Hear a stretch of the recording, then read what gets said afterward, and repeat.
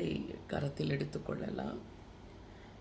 ரோமர் எழுதின புத்தகம் 4வது அதிகாரத்தை நாம் பார்ப்போம். அந்த 4வது அதிகாரத்திலே 10வது வசனம் வரை நேற்று பார்த்தோம். இன்றைக்கும் நாம் அதை தொடரலாம். அந்த 10வது வசனம் சொல்லுகிறது, அது எப்பொழுது அவனுக்கு அப்படி எண்ணப்பட்டது? அவன் விருத்த சேதனம் உள்ளவனாய் இருந்தபோதோ, விருத்த சேதனம் இல்லாமல் இருந்தபோதோ? விருத்த சேதனம் உள்ளவனாய் இருந்தபோதல்ல, விருத்த சேதனம் இல்லாதவனாய் இருந்தபோதே. அதாவது என் பாவம் மன்னிக்கப்பட்டது, என் பாவத்தை கர்த்தர் எண்ணாதிருக்கிறார். அதுக்கப்புறம் நான் ஒரு பாக்கியவான், நான் கர்த்தருடைய பிள்ளை, எனக்கு அவர் போதும், நான் அவருக்காக நான் வாழ பிறந்திருக்கேன் அப்படிலாம் ஒரு மனுஷனுக்குள்ள தோணிச்சு அப்படின்னா, விருத்த சேதனம் செய்வதற்கு முன்பாகவே அது தோன்றிவிட்டது. ஏதோ ஒன்றை செய்து, எதை ஒன்று கொடுத்து, ஏதோ ஒரு தியாகத்தை செய்து நமக்கு அது நடைபெறாதபடி நம்ம உள்ளத்திலே அது தோன்றிற்று. நம்ம உள்ளத்திலேயே நம்ம பரிசுத்தமாக ஆக, தேவனோடு கூட உண்மையாய் இருக்க தேவன் அதை நமக்கு கிருபையாய் கொடுத்திருக்கிறார். இதுதான் ஆபிரகாமுக்கு நேர்ந்தது. அதனால் நான் இதெல்லாம் தியாகம் பண்ணலையே, நான் இப்படிலாம் மற்றவங்கள மாதிரி என்னை சாக்ரிஃபைஸ் பண்ணலையே, அதனால் நான் ஒரு பாவியா அப்படி கேட்டிங்கன்னா அப்படி இல்லை. உங்கள் உள்ளம், உங்கள் இருதயம், உங்கள் வாழ்க்கை எப்படி இருக்குது அதை தான் கர்த்தர் பார்ப்பார். உங்கள் சிந்தனை, உங்கள் வாழ்க்கையில் என்னை பொறுத்தவரையில் நான் எப்படி ஃபீல் பண்ணுறேன்னா, நம்ம சிந்தனை கர்த்தரோடு கூட ஒன்றி இருக்கணும். கர்த்தரோடு கூட ஒன்றி இருக்கணும். அப்படி ஒன்றி இருந்தால், அவரையே நினைவு கூர்ந்திருந்தா, அவருக்காகவே நான் வாழ்கிறேன்னு சொல்லி மனசில் ஒரு எண்ணம் உதித்தால், அப்படியே அதோடு கூட இணைந்து கொண்டால், நிச்சயமாய் சொல்லுகிறேன், ஏசப்பா அதனுடைய காரியங்களை புரிந்து நமக்கு அற்புத சாட்சியாய் விளங்குவார்.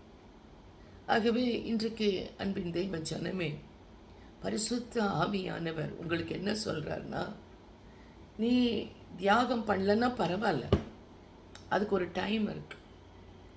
உனக்கு வேலை செஞ்சிட்டே ஊழியம் செய்ய முடியுமா, வேலை செஞ்சிட்டே கர்த்தருக்காக எதை செய்ய முடியுமா, அதை மட்டும்தான் ஆண்டவர் பார்க்குறார். உன் மனசின் தூய்மையை தான் பார்க்குறார்.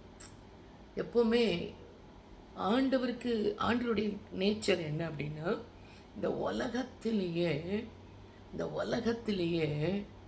அவரை தான் நீங்கள் ஃபஸ்ட்டாக நேசிக்கணும். ஃபுல்லாக உங்கள் ஹார்ட் ஃபுல்லாக அவர் தான் இருக்கணும். நீங்கள் வேறு யாரின் அன்புக்கோ நீங்கள் ஏங்குனீங்க, எனக்கு அன்பு இல்லையே, எனக்கு பாசம் இல்லையே, என் கூட பேச ஆள் இல்லையே, இப்படிலாம் உங்கள் மைண்டில் தோணுச்சுன்னா அது அவருக்கு கொஞ்சம் கஷ்டமாக தான் இருக்கும். நான் என் பிள்ளை, நான் இருக்கும்போது, நான் அன்பு செலுத்தும் போது, நான் பராமரிக்கும் போது, அவள் குடும்பத்தை நடத்தும் போது, அவங்களுக்காய் நான் காரியங்களை செய்து குழந்தைகளை நான் வளர்த்து கொடுக்கும்போது, ஏற்ற நாளிலே திருமணம் செய்து கொடுக்கும்போது, ஏன் மற்றவங்க இல்லை, உலகத்தில் அவங்க இல்லை, இவங்க இல்லை, யார் அன்புக்காகவும் ஏங்குறாங்க? புரியுதா நான் சொல்கிறது? உன் ஆண்டவரோடு கூட நீ நல்ல ஐக்கியத்தோடு வாழணுமா? நம்மளுடைய இருதயத்தில் என் ஆண்டவர் எப்படி இருக்கிறார், அதுதான் அதை வச்சு தான் அற்புதங்களும் அடையாளங்களும் நடக்குது. பாருங்கள், இந்த 11வது வசனத்திலே, மேலும் விருத்த சேதனம் இல்லாத காலத்தில் அவன் விசுவாசத்தினாலே அடைந்த நீதிக்கு முத்திரையாக விருத்த சேதனமாகிய அடையாளத்தை பெற்றான். விருத்த சேதனமே அந்த காலத்தில் இல்லை. அப்போ அவன் என்ன சொல்றாங்கன்னா, வேதம் என்ன சொல்றதுன்னா, விசுவாசத்தினாலே தேவன் ஒருவர் இருக்கிறார், அவர்தான் இந்த உலகத்தை படைத்திருக்கிறார். விசுவாசத்தினாலே நான் தப்பு செய்ய மாட்டேன், நான் பாவம் செய்ய மாட்டேன், நான் அக்கிரமம் செய்ய மாட்டேன், நான் எதற்கும் அடிமையாக மாட்டேன் அப்படின்னு சொல்லி, இந்த விருத்த சேதனம் வருவதற்கு முன்பாகவே தன்னுடைய விசுவாசத்தினாலே நீதிமானாக்கப்பட்டான். இதுதான் இதுதான் இதுதான் நம்ம செய்ய வேண்டியது. நம்ம எவ்வளவு பிரச்சனை வந்தாலும் உன் விசுவாசத்தை ஒரு நாளும் எந்த ஒரு காரியமும் மாற்றக்கூடாது. எந்த ஒரு சந்தர்ப்பமும் மரணமே வந்தால் கூட மாற்றக்கூடாது. மரணமே வந்தால் கூட மாற்றக்கூடாது. நமக்கு நல்லா தெரியணும், நம்ம கூட வாழ்கிறவங்க கொஞ்ச நாள் தான் நம்மளோட இருப்பாங்க, மரணம் ஒரு நாள் பிரிக்கும் அப்படின்னு நம்மளுக்கு தெரியும். அதை அக்செப்ட் பண்ணிக்கணும். அதை இப்படி ஆயிட்டே கர்த்தர் இருக்கிறாரா அப்படிலாம் கேள்வி கேட்கக்கூடாது. அதுதான் இந்த உலகத்தில் நடக்கிற ரொட்டீன் வர்ற காரியங்கள். அதான் இருக்கும்போது நல்லா வாழணும், இருக்கும்போது சந்தோஷமாக இருக்கணும். உனக்கு ஒரு வேலை இருக்கா, அந்த வேலைக்காக ஸ்தோத்திரம் பண்ணி நல்லா வாழணும். அந்த வேலையில் மற்றவங்க விஷயத்தில் தலையிடக்கூடாது. அந்த நேரத்தில் மற்றவங்களை டாமினேட் பண்ணக்கூடாது. உனக்கு ஒரு நல்ல லைஃப் இருக்கா, உனக்கு ஒரு நல்ல ஹஸ்பண்ட், நல்ல ஒரு மனைவி, நல்ல பிள்ளைகள் இருக்காங்களா, நீ அதில் கான்சன்ட்ரேட் பண்ணணும். நீ ஊழியன்னு புருஷனை விட்டுட்டு பிள்ளைகளை விட்டுட்டு ஓடிடக்கூடாது. அதுக்கப்புறம் குடும்பத்தில் உன் கையால் சமைச்சு கொடுத்து அவங்கள சாப்பிட வச்சு நீ சந்தோஷமாக வாழணும். நீ இல்லைன்னா அவங்க ரொம்ப கஷ்டப்படணும். எப்படின்னா உன்னை நினச்சி ஐயோ அம்மா இருந்தால் நல்லா இருக்குமே அப்படிங்கிற அளவுக்கு நம்ம வாழணும். இதுதான் இந்த விசுவாசம். இவன் இப்படி தான் என்ன நினைக்கிறான், எத்தனை பேர் உலகத்தில் இருந்தாலும் எனக்கு கர்த்தர் தான் தெய்வம், நான் இனிமேல் வேறு எதையும் விசுவாசிக்க மாட்டேன், அவர் தான் என்னை நடத்துவார். அதனால் இந்த விருத்த சேதனம் அடையாளம் செய்வதற்கு முன்பாகவே அவன் எப்படி இருந்திருக்கான், அவன் என்ன செய்தான், விசுவாசத்தினாலே யாவருக்கும் நீதி இதுதான், இப்படி தான் வாழணும் அப்படின்னு அவன் மனசில் தோணிச்சு. உங்கள் வாழ்க்கையில் ஆபிரகாம் விசுவாசத்தினாலே நீதிமானாக்கப்பட்டான். ஆபிரகாம் பிள்ளையாக இருக்கிற நாமும் எப்படி இருக்கணும்னா நீதிமானாக்கப்பட்டிருக்கணும். ஆபிரகாமின் பிள்ளை நம்ம நீதிமானாக இருக்கணும், எல்லா விஷயத்துலையும் கரெக்டாக இருக்கணும். வாழ்க்கையில் எப்பவுமே மற்றவங்களை நம்பி நம்ம வாழக்கூடாது. உங்களுக்குன்னு ஒரு ஸ்டாண்டர்ட் லைஃப் இருக்கணும். மற்றவங்களை நம்பி இப்படி அப்படின்னு வாழக்கூடாது. அவன் விசுவாசத்தில் ஆபிரகாம் பலவீனமாக இருக்கவில்லை. பலவீனனா என்னங்க, பலவீனனா சோர்ந்து போகிறது, ஜெபிக்காமல் உட்காந்துறது, அப்செட் ஆகிறது, டிப்ரெஷனுக்குள்ளே போகிறது, என்ன எதுக்கு இருக்கணும் உயிரோட அப்படின்னு நினைக்கிறது. நீங்கள் இப்படிப்பட்ட ஆட்கள் எப்படி இருப்பாங்கன்னா, எல்லாம் இருந்தால் கூட அவங்க சந்தோஷமாக இருக்க மாட்டாங்க. அவங்களுக்கு மற்றவங்க மேலே பார்த்து பொறாமல் வரும். எல்லாம் இருந்தால் கூட அவங்க சந்தோஷமாக இருக்காமல் என் வாழ்க்கை இப்படி ஆயிட்டு அப்படி சொல்லுவாங்க. அப்படி இல்லை, ஒன்றை குறித்து ஒரு திட்டம் பரலோகத்தில் எழுதப்பட்டுச்சு. ஒருவேளை ஆக்சுவலாக பூமியிலும் சந்தோஷமாக இருப்பாங்க, பரலோகத்துலேயும் சந்தோஷமாக இருப்பாங்க கர்த்தருடைய பிள்ளை. ஒருவேளை இந்த உலகத்தில் சில நன்மை கிடைக்காம இருந்தால் உன் மனசை ஸ்ட்ரென்தன் பண்ணிக்கோ. இங்கே ஒருவேளை நான் உபத்திரப்பட்டாலும் அங்கே நல்ல உன்னதமான ஸ்தலத்தில் என்னை வைப்பார், நான் கர்த்தரோடு கூட நெருங்கி இருப்பேன் அப்படின்னு சொல்லி அதுக்காக ப்ரைஸ் பண்ணு, நன்றி சொல்லு. விசுவாசத்தில் ஆபிரகாம் வல்லவனானான். வல்லவனா ரொம்ப ஸ்ட்ராங்காக. அவன் மாதிரி ஈக்குவலாக விசுவாசத்தில் யாரும் இல்லை. ஹல்லேலூயா. அவனை மாதிரி விசுவாசத்தில் யாரும் இல்லை. அதனால் அவனுக்கு நல்லா தெரியும் இயேசு கிறிஸ்து, நமக்கு நல்லா தெரியும் இயேசுவை மரித்தோரிலிருந்து எழுப்பினவர் தேவன் அப்படின்னு தெரியும். உன்னை எழுப்புவாரா எழுப்ப மாட்டாரா?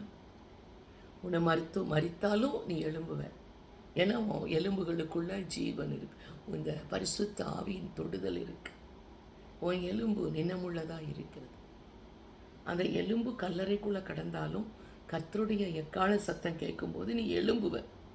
ஏன்னா மரித்தோரிலிருந்து எழும்பினவர் உனக்குள்ளே வாசம் பண்ணி கொண்டிருக்கிறார். உன் சரீரத்தை நிரப்பி கொண்டிருக்கிறார். இப்படியே சொல்லணும், இப்படியே சொல்லணும். இயேசுவை மரித்தோரிலிருந்து எழுப்பினவர் என்னோடு கூட இருக்கிறார், என்னையும் எழும்ப பண்ணுவார். நானும் இந்த உலகத்தில் எழுப்பி நிற்பேன். நானும் ஆசீர்வாதமாக இருப்பேன். நானும் 4 பேருக்கு பிரயோஜனமாக இருப்பேன். நம்ம அந்த எழுப்பினவருடைய, அந்த எழுப்பின ஏசப்பாவுடைய அந்த வல்லமை, அந்த பலன் உனக்கு தேவையாயிருக்கிறது. புரிதா சொல்கிறது? நீ விசுவாசிக்கிற, அப்புறம் பலன் கொள்ற, ஆவில நிரம்பி பலன் கொள்ற, பலன் கொள்ளுகிற. அப்போ பலன் கொள்ளணும்னா என்ன செய்யணும்? காலமே எழும்பி ஆவில நிரம்பி பலன் கொள்ளணும். அந்த பலன் கொள்ளணும். திருக்கரம் என்னை தாங்கி கடும் பிரச்சனைகளிலும் முன்னேறி செல்வதற்கு பலத்தை நீர் தந்ததற்காய். எல்லாரும் சொல்லுங்க. திருக்கரம் என்னை தாங்கி கடும் பிரச்சனைகளிலும் முன்னேறி செல்வதற்கு பலத்தை நீ தந்ததற்காய். இயேசுவே, இயேசுவே, இயேசுவே, இயேசுவே, நன்றி நன்றி நாதா, அளவில்லா அன்பிற்காக. நன்றி நன்றி நாதா. எல்லாரும் சொல்லுவோம். என்ன நான் செலுத்திடுவேன் 1000 பாடல்களோ, முன்னுயிர் காலம் முழுதும் ரட்சிப்பை உயர்த்திடுவேன். ஆமப்பா, என்ன நான் செய்திடுவேன் 1000 பாடல்களோ, என்னுயிர் காலம் முழுதும் ரட்சிப்பை உயர்த்திடுவேன். இஸ்மராஷலா இயேசுவே,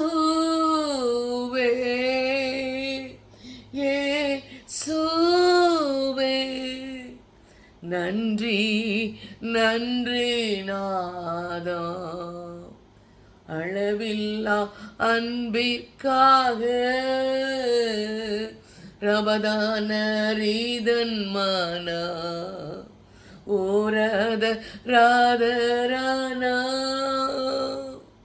ஆமாப்பா, ஆமாப்பா, நாங்கள் முற்றிலுமாய் விசுவாசத்தின் தகப்பனாகிய ஆபிரகாமின் பிள்ளைகளாய் நாங்கள் இடத்துல ஒன்று கூடி வந்திருக்கிறோம். நாங்கள் விசுவாசிக்கிறோம். நாங்கள் விசுவாசிக்கிறவர் இன்னார் என்று எங்களுக்கு தெரியும். நிச்சயமாகவே நீர் எங்களை கைவிட மாட்டீர். ஓ, நம்மளுடைய ஆவிக்குரிய பலன் என்ன அப்படின்னு பார்த்தீங்கன்னா அது விசுவாசம்தான். அது விசுவாசம்தான், விசுவாசம்தான். விசுவாசத்தினால் நீதிமான் பிழைப்பான் என்று வேதத்தில் நாம் பார்க்கிறோம். விசுவாசம்தான். விசுவாசி தான் பிழைப்பதற்கு ஒரு சரியான வழியை தெரிந்து கொள்ள வேண்டும். விசுவாசி கண்டதை நினச்சிட்டு இருக்கக்கூடாது. உங்களுக்குள்ள ஒரு சேலஞ்ச் லைஃப் இருக்கணும். என்ன நடந்தாலும் பரவாயில்ல, அவர் அறியாமல் நடக்காது அப்படின்னு சொல்லி வாழ்க்கையே முடிஞ்சு போகிற மாதிரி இருந்தால் கூட தைரியமாக இருக்கணும். அப்படி இருந்தால் தான் கர்த்தர் உங்களுக்காய் காரியங்களை செய்வார். அடுத்த வசனம் வாசிக்கலாம். விருத்த சேதனத்தை பெற்றவர்களாய் மாத்திரமல்ல, நம்முடைய தகப்பனாகிய ஆபிரகாம் விருத்த சேதனம் இல்லாத காலத்தில் அடைந்த விசுவாசமாகிய அடிச்சுவடுகளில் நடக்கிறவர்களாய் இருக்கிறவர்களுக்கு தகப்பனாய் இருக்கும்படி அந்த அடையாளத்தை பெற்றான். அதாவது நமக்கு அவருடைய அடிச்சுவடுகளை, இயேசுவின் அடிச்சுவடுகளை, இயேசு நடந்த வாழ்க்கையை, ஃபுட் பிரிண்ட் அப்படின்னு சொல்லுவாங்க. அவர் ஒவ்வொரு காலகட்டத்திலும் எப்படி வாழ்ந்தார், எப்படி இந்த உலகத்தை சர்வை பண்ணார், எப்படி ஜனங்களோடு பழகினார், எப்படி ஞானமாக இருந்தார். அதாவது இந்த ஒரு காரியத்தில் சொல்கிறாரு, பரிசேயரை பார்த்து ஆண்டவராகிய இயேசு கிறிஸ்து என்ன சொல்கிறாருன்னா, நீங்கள் ஆபிரகாமின் பிள்ளையாக இருந்தால் ஆபிரகாமின் கிரியைகளை செய்வீர்களே. ஏன் இவ்வளோ அநியாயம் பண்ணுறீங்க? ஏன் இப்படி கோபப்படுறீங்க? ஏன் இப்படி எரிச்சலாக இருக்கிறீங்க? ஏன் இப்படி அன்பு இல்லாமல் வேறு மாதிரி இருக்கிறீங்க? நீங்கள் ஆபிரகாமின் பிள்ளையாக இருந்தால், நீங்கள் அவரை நம்பி அவரோட ஃபாலோ பண்ணி வந்திருந்தீங்கன்னா நீங்கள் ரொம்ப நல்லவங்களாக இருந்திருப்பீங்களே. நீங்கள் கொஞ்சம் கூட உங்களுக்கு அடையாளம் இல்லையே, கொஞ்சம் கூட அடையாளம் இல்லையே. யோவான் புத்தகத்தை நீங்கள் பார்த்தீங்கன்னா, யோவான் புத்தகத்திலே 8வது வசனம் நீங்கள் பார்த்தீங்கன்னா, யோவான், ஒரு நிமிஷம் அதை வாசித்தலாம், கொஞ்சம் நல்லாயிருக்கும். யோவான் 8வது அதிகாரம் 37வது வசனம். 8வது அதிகாரம் 37வது வசனம். நீங்கள் ஆபிரகாமின் சந்ததி என்று அறிவேன், ஆனாலும் உங்களுக்குள்ளே என் உபதேசம் இடம்பெறாதபடியால் என்னை கொலை செய்ய தேடுகிறீர்கள். அதாவது இவர் பின்னாடியே வந்துக்கிட்டு இவரையே ஃபாலோ பண்ணுற மாதிரி நடிச்சுக்கிட்டு, ஆமாம் இயேசுதான், அவருக்குள்ளே இவ்வளோ வல்லமையை பார்க்குறேன் அப்படி இப்படிலாம் சொல்லிட்டு, நீங்கள் இருதயத்தில் என்ன கொலை செய்ய பார்க்குறீங்களே. அப்போது உங்களுக்குள்ள அந்த உபதேசம் உள்ள வரலையா?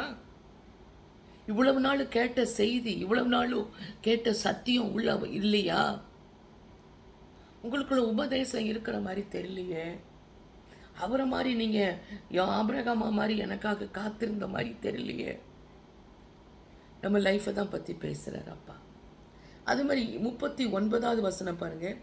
நான் என் பிதாவினிடத்தில் கண்டதை நான் சொல்லுகிறேன், நீங்களும் உங்கள் பிதாவினிடத்தில் கண்டதை செய்கிறீர்கள் என்றார். அதாவது அவர் சொல்கிறாரு, நான் பிதாவிடத்தில் நான் பார்த்ததெல்லாம் உங்களுக்கு சொல்லி கொடுத்துட்ருக்கேன். இப்படி இருக்கணும், அப்படி இருக்கணும், அப்போ ஜீவனுள்ள தேவன் மேலே விசுவாசமாக இருக்கணும், இவ்வளோ நான் சொல்லி கொடுத்து. அதுதான் ரொம்ப முக்கியமானது. இயேசு கிறிஸ்துவை நம்புகிறவங்க தேவனுடைய உண்மையான இஸ்ரவேலராக இருப்பாங்க. இப்படிலாம் நிறைய காரியத்தை சொல்கிறேன். அப்போது நீங்கள் இப்போது நம்ம லைஃப்பில் நம்ம என்ன பார்த்துட்ருக்குறோம், நம்ம எப்படி வாழ்கிறோம்? ஏன்னா ஆண்டவர் நம்ம வாழ்க்கையில் சில காரியத்தை எதிர்பார்க்கிறார். வெளியே ஒன்று உள்ள ஒன்று வாழாமல் உண்மையாகவே பரிசுத்தமாக வாழணும்னு அவர் விரும்புகிறாரு. கர்த்தருக்காய் காத்திருக்கணும்னு விரும்புகிறாரு. இன்றைக்கி இந்த இடத்துல அன்பானவர்களே, அந்த 39வது வசனம், அதற்கு அவர்கள் ஆபிரகாமே எங்கள் பிதா என்றார்கள். ஆபிரகாம் எங்கள் பிதான்னு சொல்கிறாங்க ஆபிரகாமை. இயேசு அவர்களை நோக்கி, நீங்கள் ஆபிரகாமின் பிள்ளையாக இருந்தால் ஆபிரகாமின் கிரியைகளை செய்வீர்களே. நீங்கள் ஆபிரகாமை பிதான்னு கூப்பிடுறீங்க, அவர் தான் தகப்பன் சொல்கிறீங்க, அவர் தான் ஃபாலோ பண்ணுறேன்னு சொல்லுறீங்க. அப்படின்னா நீங்கள் பிள்ளையாக இருந்தால் அவரை மாதிரிலாம் நீங்கள் நடந்திருப்பீங்க. அப்போது நம்மகிட்டேருந்து இந்த உலகம் எதிர்பார்க்குறது என்னன்னு தெரியுமா? நம்மகிட்டேருந்து நம்ம அப்பா மாதிரியே இருக்கணும்னு நினைக்கிறாங்க, ஏசப்பா மாதிரியே இருக்கணும்னு நினைக்கிறாங்க. நம்ம இல்லை அப்படின்னா அவருக்கும் நமக்கு சம்பந்தமே இருக்காது. யாரும் நம்மளை ஏற்றுக்கொள்ள மாட்டாங்க, யாரும் தெய்வ பிள்ளைன்னு சொல்ல மாட்டாங்க. நம்ம பரிசுத்தமாக இருப்போம், உண்மையாக இருப்போம், இதெல்லாம் அவங்க ஏற்றுக்கவே மாட்டாங்க. நம்ம லைஃப்பில் இன்றைக்கி இயேசு கிறிஸ்துவை உண்மையாக ஏற்றிருக்கிறீங்களா அப்படின்னா அது உங்கள் லைஃப் தான் மற்றவங்களுக்கு சொல்லி காமிக்கணும். உங்கள் லைஃப் தான் மற்றவங்க பார்க்குற மாதிரி இருக்கணும். பாருங்க, அடுத்த வசனத்தை பார்ப்போம். 13வது வசனம். அன்றியும் உலகத்தை சுதந்தரிப்பான் என்கிற வாக்குத்தத்தம் ஆபிரகாமுக்காவது அவனது சந்ததிக்காவது நியாயப்பிரமாணத்தினால் கிடையாமல் விசுவாசத்தினால் வருகிற நீதியினால் கிடைத்தது. பாருங்க, அவன் விசுவாசத்தான் அவனுக்கும் அவன் சந்ததிக்கும் மட்டும் வருது அப்படிங்கிற மாதிரி சொல்லப்படலை. எப்படி சொல்லப்படுதுன்னா, அன்பானவர்களே, நீதியினால் விசுவாசத்தினால் தான் ஒரு மனுஷனுக்கு கர்த்தருடைய ஆசீர்வாதம் கிடைக்கும். அப்போது நீதியினால் அந்த யோவான் 7:49 ஒரு காரியம் சொல்லப்படுது. வேதத்தை அறியாதவர்களாகிய இந்த ஜனங்கள் சபிக்கப்பட்டவர்கள் அப்படின்னு சொல்கிறார் ஆண்டவர். ஏன் வேதத்தை அறியாமல் நான் இஸ்ரவேலன், நான் எருசலேமில் இருக்கிறேன், எனக்கு பரலோக ராஜ்யம் உண்டு அப்படின்னு சொல்கிறதெல்லாம் பொய், ஏமாற்று. தெய்வ பிள்ளைகளுக்கு வேதத்தை குறித்து நல்லா தெரியணும்.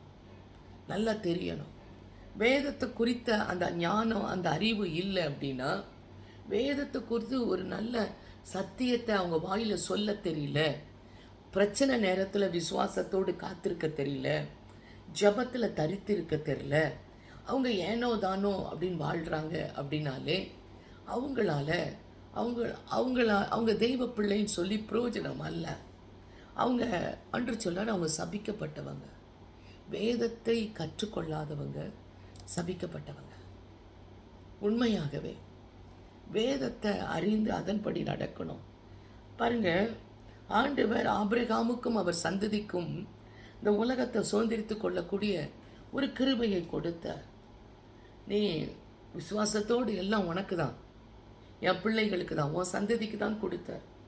ஆனால் அந்த கலாத்தியர் 3:17 வேதம் சொல்கிறது, அந்த கலாத்தியர் 3:17 கொஞ்சம் எடுக்கிறீங்களா? கலாத்தியர் 3:17.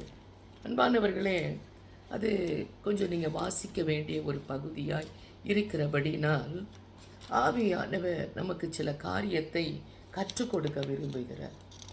எப்பவுமே ஒரு காரியத்தை கற்றோன்னா அது மனசை விட்டு அகலாததாக இருக்கணும். ஏதோ சொல்லி கொடுத்தாங்க மறந்துட்டோம் அப்படி இல்லை. அந்த 17வது வசனம் பாருங்கள். நியாய பிரமாணத்தினாலே ஒருவனும் தேவனிடத்தில் நீதிமான் ஆகிறதில்லை என்பது வெளியரங்கமாயிருக்கிறது. ஏனெனில் விசுவாசத்தினாலே நீதிமான் பிழைப்பான் என்று எழுதப்பட்டிருக்கிறது. அப்போது தேவனால்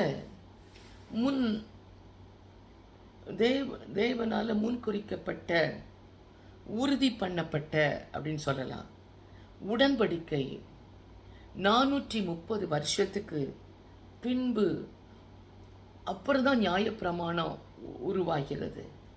அந்த நியாயப்பிரமாணத்தை தள்ளி வாக்கு தத்தத்தை வியர்த்தமாக்கப்பட்டது. அப்போனா இன்றைய நாட்களில் தேவனுடைய நீதியை நாம் பெறுகிறோமா? அதே விசுவாசத்தில் அந்த நாட்களில் பெற்ற அந்த வாக்குறுதியை பெறக்கூடியதாக இருக்குதா நம்ம வாழ்க்கை? உங்களுக்கு புரிஞ்சிருக்கும்னு நினைக்கிறேன். எப்படி நான் திரும்ப சொல்கிறேன், நான் பெற்றிருக்கிற நீதி, தேவனுடைய நீதிக்காக நிற்கணும், நீதியாக வாழணும், பரிசுத்தத்துக்காக நிற்கணும். நமக்குள்ள ஒரு குறை இருக்கக்கூடாது. ஆவியானவர் நம்மளை உணர்த்தும் போது உணர்வடையணும், நம்மளை மாற்றிக்கணும். நம்ம லைஃப்பில் ஒரு ஆவிக்குற்றிய மாற்றம் இருந்து கொண்டே இருக்கணும். அதே விசுவாசத்தில் அந்த வாக்குறுதியை நம்ம பெற்று அனுபவிக்கக்கூடியவங்களாக இருக்கணும். நம்ம லைஃப் ரொம்ப கேர்லெஸ்ஸாக இருக்கக்கூடாது. அது அப்படி இருந்தால் அது நல்லதில்லை. 14வது வசனம். நியாயப்பிரமாணத்தை சார்ந்தவர்கள் சுதந்திரவாளிகளானால் விசுவாசம் வீணாய்ப்போம், வாக்கு தத்தமும் அவமாகும். இதை தான் அன்று சொல்கிறார்.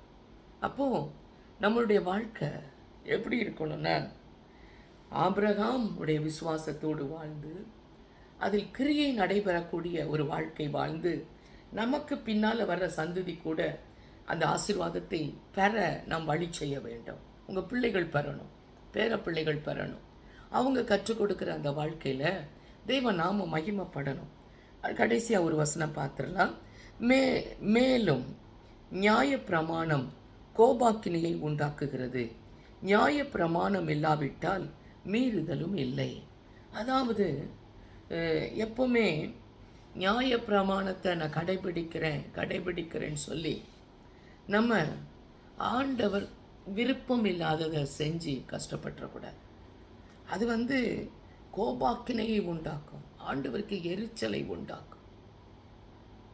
அதாவது நம்ம எல்லாவற்றையும் மன்னித்து மறந்து மற்றவர்களை மன்னிக்கக்கூடியவர்களாய் நம்ம வாழ்க்கையில் கர்த்தர் கொடுக்கிற அந்த பாதைகளை நடக்கக்கூடியவர்களாய் இருக்க வேண்டும். பாருங்க, நம்மளை மன்னிக்கும்படியாய் ஆண்டவராகிய இயேசு தண்டிக்கப்பட்டார், உங்களுக்கு தெரியும். அதே மாதிரி நம்ம சுகத்தை பெற்றுக்கொள்வதற்காக இயேசு காயப்படுத்தப்பட்டார். சுகம் வேணுமா, அவர் காயப்பட்டுட்டார்னு சொல்லி எனக்காக நீங்கள் காயப்பட்டுட்டீங்க, இந்த காயம் இயேசுவின் தழும்புள்ள கரங்களால் குணமாகிறது அப்படின்னு சொல்லி விடுதலை எடுக்க தெரியணும் உங்களுக்கு. இயேசுவின் நீதினால் நம்ம நீதிமானாக்கப்பட்டிருக்கிறோம். அதனால் பாவங்கள் எல்லாம் நிச்சயமாக சொல்கிறேன், நம்முடைய பாவங்கள்னால அவர் பாவமானார், அவ்வளோதான். நம்ம பாவம் செய்யும் போதே டக்குன்னு ஐயோ எனக்காக நீங்கள் பாவம் ஆயிட்டீங்களே அப்படின்னு சொல்லி ரொம்ப மனசு டக்குன்னு மாறணும். இயேசுவின் மகிமையில் பாடுகள் உள்ளவர்களை நம்ம வெட்கமடையாதவர்களாக வாழணும். நம்ம வெட்கப்பட்டு வாழக்கூடாது. நீங்கள் ஊழியம் செய்யும்போது உங்கள் ஊழியம் வெட்கப்படக்கூடாது, உங்கள் முகம் வெட்கப்படக்கூடாது.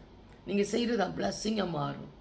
கர்த்தர் மேலே நம்ம ஒவ்வொரு நாளும் கேர்ஃபுல்லாக நம்ம இருந்தோம் அப்படின்னா நிச்சயமாக அற்புதம் நடக்கும். நம்ம ஆசீர்வாதத்தை பெறணும்னு சொல்லி இயேசு சாபமானார். இதை மைண்டில் வச்சுக்கோங்க. ஒவ்வொரு பிரச்சனை வரும்போதும் ஏசப்பாவை கண் முன்னால் நிறுத்தி எனக்காக இவ்வளவாய் மாறினீரே ஒப்பு கொடுப்போமா? ஒவ்வொரு நாட்களிலும் பிரியாமல் கடைசி வரை ஒவ்வொரு நிமிடமும் கிருபையால் நடத்திடுவார். நான் உம்மை நேசிக்கிறேன், எந்தன் உயிரை பார்க்கிலும் ஆராதிப்பேன் உம்மை நான் உம்மை மனதுடன் ஆராதிப்பேன் உம்மை நான் உண்மை மனதுடன். ஆமாப்பா, எங்களையே உமக்காய் அர்ப்பணித்து தாழ்த்துகிறோம். இந்த நாளில் நீர் பேசினீர், எங்களை உணர்த்தினீர், எங்களை விடுதலையாக்கியிருக்கிறீர். எங்கள் சாப நுகம் அழிக்கப்படுகிறது, எல்லா கட்டுகளும் அறுவண்டு போகிறது. தேவன் ஒவ்வொரு பிள்ளைகளுக்கும் இரக்கம் காண்பியும், எல்லாவற்றிலிருந்து விடுதலை ஆகி உமது ஆசீர்வாதத்தை இவர்கள் பெற்றுக்கொள்ளட்டும். உமது சுவாபத்தினால் இவர்களை நிரப்பி அருளும். ஏசப்பாவின் திருக்கரத்தில் ஒப்புக் கொடுக்கிறேன், நீரே மகிமைப்படும். இயேசுவின் நாமத்தில் ஜெபிக்கிறேன் பிதாவே, ஆமென். God bless you. கர்த்தர் உங்களை ஆசீர்வதிப்பாராக. மீண்டும் நாளை சந்திக்கலாம். God bless you. காட்